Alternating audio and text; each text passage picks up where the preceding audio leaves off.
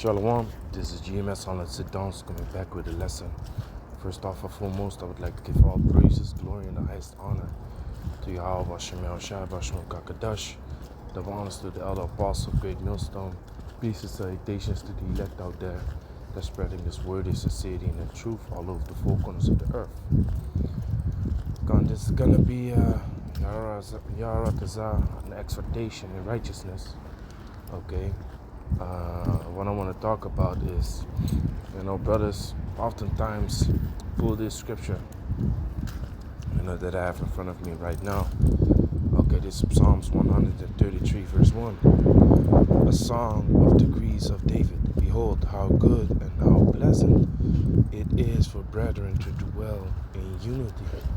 Okay, brothers often pull this scripture, but what I want you to meditate upon right now, or in this lesson, I'm trying to spark in this lesson, something I've been meditating on a long time within myself. But what are you doing? What are you doing to keep that unity? Okay, what are you doing to keep that unity? The word uni, the word uni goes into one. Okay, to be one. Okay, you got unicorn, which also starts with uni because he has one horn. Okay, that's where the word uni comes from. You can look it up also in the Blue Letter Bible, seeing what it says in the Hebrew. Okay, it says Yalat, no, Slakya, Yachat in the Hebrew. And it says union, uniteness. It's like not uniteness. Oh yeah, uniteness. Uniteness. Together, all together alike. Now we know that there's of course division in doctrine, division in camps, groups, brotherhoods. But within the brotherhood there can be no division. Okay, there cannot be no division. There has to be unity. Now, when there is division, it's up to the ones that are over the flock to take oversight therein, man. Okay, oversight. I think it's in Peter's here. Okay, this is 1 Peter chapter 5, verse 2. It says, feed the flock of the Most High, which is among you, taking the oversight thereof. Okay, not by constraint, but willingly, not for filthy lucre, but of a ready mind. So it requires you to be of a ready mind, man. Okay, now what does the word oversight go into? Let's check it out. The word oversight, the Greek word there is upskiopeo. It says to look upon, inspect, oversee, look after, care for, of the care of the church which is rested upon the elders, to look carefully, be aware. So you got to be aware of certain things that is going on among the brotherhood, man. Brothers talking behind each other's back and stuff like that, instead of directly approaching each other. That Yahweh Shai has mentioned the way how certain things supposed to be handled, man. Okay, when we go into Matthew chapter 18, when a brother offends you, talk to him face to face, man. Talk to him alone.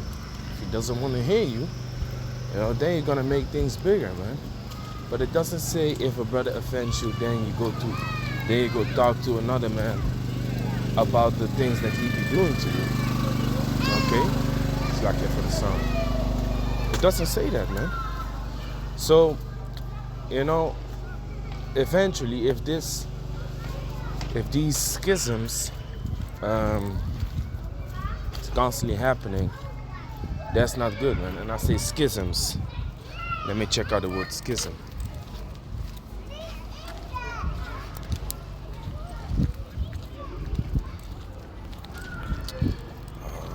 It's like, yeah.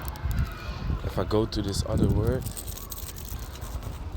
I can explain it better. It's like it. Okay, so feed the flock. So there's a certain group of men, you know, there's a certain, it's like my earplug started bugging out. So there's a group of men in the leadership of any camp, and of course also entirely as a church like Great Millstone, that has the oversight over all these things that is going on, but they are divided into smaller groups, smaller leaderships. In that they supposed to be well aware of these things going on, and supposed to notice them and do something about it. Okay, how beautiful is it for brothers to dwell in unity? Well, you got to keep that unity alive, man. Let there be no partiality among you and no division, for that's carnality. That's literally carnality, man. And I say it in that way, but that's really what it is, man. Okay, this is 1 Corinthians. Let me mark it red. 1 Corinthians chapter 11, verse 18. For first of all, when ye come together in the church, I hear that there be divisions among you, and I partly believe it. Okay, Slacky, this is not it. Let me see. It must be in the same chapter, but this Blue Letter Bible app, probably. But here it already says the divisions. But this app sometimes it switches up the scripture you have grabbed, man, which is messed up. Yeah, this is it. 1 Corinthians chapter 3, verse 3. Okay. This is 1 Corinthians chapter 3, verse 3. For ye are yet carnal, for whereas there is among you envying and strife and divisions, are ye not carnal and walk as men? So we are supposed to be men that are enlightened with this wisdom, knowledge, and understanding. We can't be walking carnally, in the ways of Yahweh Bashim Yahushai, man. Disappointing Yahweh Bashim Yahushai just because we have, messed up things going on between each other, man. Okay? It's like, yeah. So when we go into that word division, or divisions, okay, it says, dissension, disunion. It's like a dissension, division. It says disunion, dissension, sedition. It goes into sedition also, man. Because sometimes, you're going to see partiality. Partiality means that, you stand on one brother's side, that has a beef with the other brother. And then you're going to choose sides, and in judgment, you ain't going to be fair because you have this so-called pact with this other brother, which is bullshit, man. Judgments is supposed to be righteous judgment, man. The man that is wrong is supposed to be judged wrong. The man that is wrong is supposed to be judged right, man. It's supposed to be judged correctly. Let me just put it like that. Okay? You can't just be because you have a so-called pact with him or you like him more, that you don't rebuke him for his mistakes when he is wrong. Okay, you can't have that, man. You can't have that, and that can't happen. Okay, this union. So envying and strife and divisions, are ye not carnal walkers, man? So you're mad carnal if that's the way that you walk into this thing, man, into this thing of ours. You're a carnal man. And if the whole group is acting that way, it's a carnal group. Okay? It's a carnal camp. Whatever it is. Whether y'all form a camp together or whether y'all just form a brotherhood that, believes in the words of Yahweh Bashim Yahushai, it doesn't matter, man. Okay? You can't have that division amongst each other. It's supposed to stay in a unity under Yahweh Bashim Yahushai. Now, is a man departing from the doctrine of Yahweh Bashim Yahushai, of course that unity is broken. Okay? He turns his back onto the sound doctrine. He turns his back onto the word of the Most High. So yeah, of course, then it's finished, man. Okay, here it says, James chapter 3, verse 13. Who is a wise man and endued with knowledge among you? Let him show out of a good conversation his works with meekness of wisdom. You see that? So the man that is wise and walketh with wisdom among you, he is supposed to, show off his good works and meekness and basically be the example, man. We made many videos concerning that you got to be the right example, man. Men in leadership positions, they have to understand that brothers is watching them and brothers is looking at them for guidance, man. Never forget that, okay? So walk with meekness of wisdom. But if you have bitter envying and strife in your hearts, glory not, and lie not against the truth.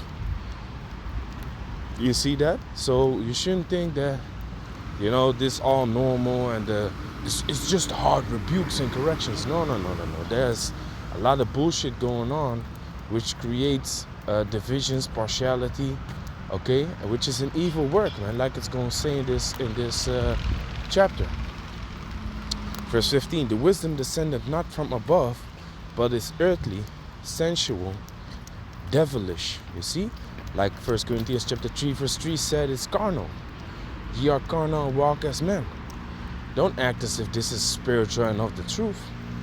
You see, of course, you got rebukes, you got corrections, and sometimes they come harsh, sometimes they come gentle. Okay, but there needs to be a balance within that, man. Okay, and there's a reason why, which I'm gonna go into right now. So that's carnal, if these type of things happen, it's carnality, is devilish, is of Satan. Verse 16, for where envying and strife is, there is confusion and every evil work. You see that? Because based off of the envying and strife that is being created, all kinds of other evil works come to existence within the brotherhood, man. It starts with envying and strife. Disagreements. You be like, hey, because strife is basically disagreement, a quarrel. From there, all kinds of other evil works are being set up. Okay. Let me see.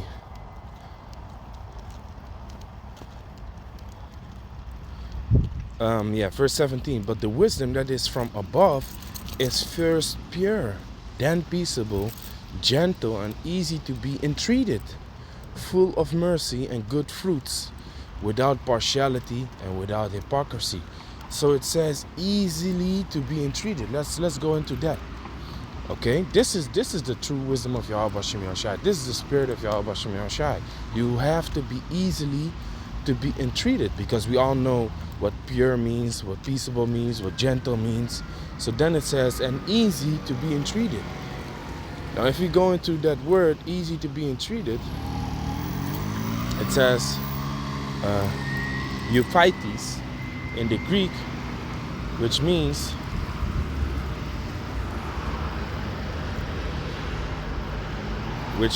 easily obeying complaint. Okay, it says good for persuasion, complaint, easy to be entreated. Okay, so when you have a complaint or when you want to point out a certain thing, you can point it out to a man that is easy to be entreated. It's easy to approach him with the thing that you're struggling with, or the thing that you got in your mind, or the thing that is messing you up. Okay, you're supposed to be able to go to, or you're supposed to go to any man with it, but those men have to be easy to be entreated, man. You see, because it might go into the direction of a correction. Okay, now when we look up that word entreated, easy to be entreated, let's look it up in the Farlex. I think I had something on deck over here also. Entreated. It says to make an earnest request of, to ask for earnestly, to ask for earnestly, petition, to deal with, to treat. You see? So a man of the Lord is supposed to be easily to deal with. You know, it's not. What's not good is when a man that is younger in the truth is scared to ask a man that is over him anything. That's not good, man, because that means the man that is over him doesn't give him the feeling that he is easily to be dealt with, man, or to ask anything of him earnestly. You see? So in that way, you create a wall, man. You create a bump, that younger brother has difficulty passing over, man. And there, in that case, you create division, because now this younger brother, he's gonna talk about things he doesn't like with another brother, which is gonna create strife. And when it comes out, it's gonna be like, hey, why the fuck you didn't tell me? The reason you use fuck in between in your sentence is already the reason why it doesn't happen. But of course the anger comes in afterwards, but you should supposed to look at yourself like, why does this anger come into me? And do I maybe have this anger with me all the time? Which creates a difficult time for this brother to entreat me, to ask me like, hey, what's going on, what's up? I gotta talk to you. Some things in my mind that don't fit right when you told me this, that, and the third. Brothers supposed to be able to talk with each other about anything. That's just the point, man. That's just the point. Be able to communicate and talk. So that's the entreating part. Now, there was this... so it says... Slakia. Let me wrap it up. And easy to be entreated, full of mercy and good fruits, without partiality and without hypocrisy. Now, partiality goes into what? Let's go into the word partiality. Okay, it says undistinguished, unintelligible, without deviousness, ambiguity, or uncertainty.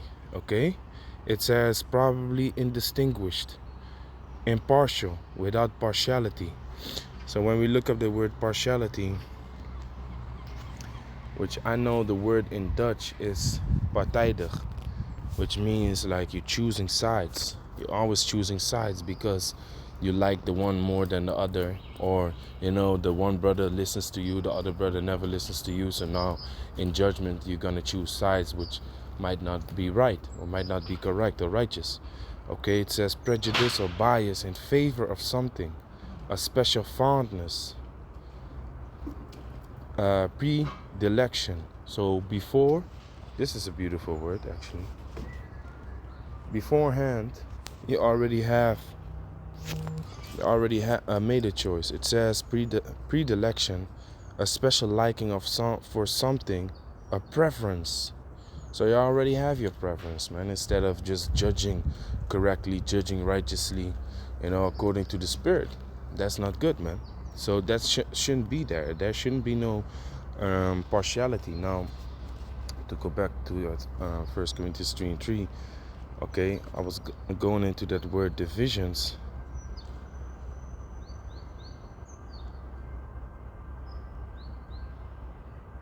But it's strange because I had something else on deck earlier. Let me see. Okay, here another one concerning the division. It says division, the act of process of dividing, having been divided, seeing that there are divisions among you. Okay, but I had the other one which said gap. Let me look for this crazy. And I think I got it. I think I read it from 1 Corinthians 11 and 18, which was on deck when I started this lesson. for some reason, 11 and 18, where it also speaks about the divisions. Okay, 1 Corinthians 11 and 18. For first of all, when ye come together in the church, I hear that there be divisions among you, and I partially believe it. Okay, so when I go to the word division here, yeah, exactly. It says schisma. Okay, schisma. It says schisma from G4977, a split or gap. Schism. Okay, which is a modern day word, a schism, which that's what I wanted to go into. But it says a split or a gap, so you don't want a split or a gap to be formed within the brotherhood or within the camp. So when we look up the word schism, it says a separation or division into factions, a formal breach of union within a religious body, especially a Christian church. You see? So that's not what you want to create, man. You want to keep that unity. We all came together through the spirit and power of Yahweh Shem Yashai, and you want to keep that. You want to keep that unity, man. You want to keep that relationship between each other.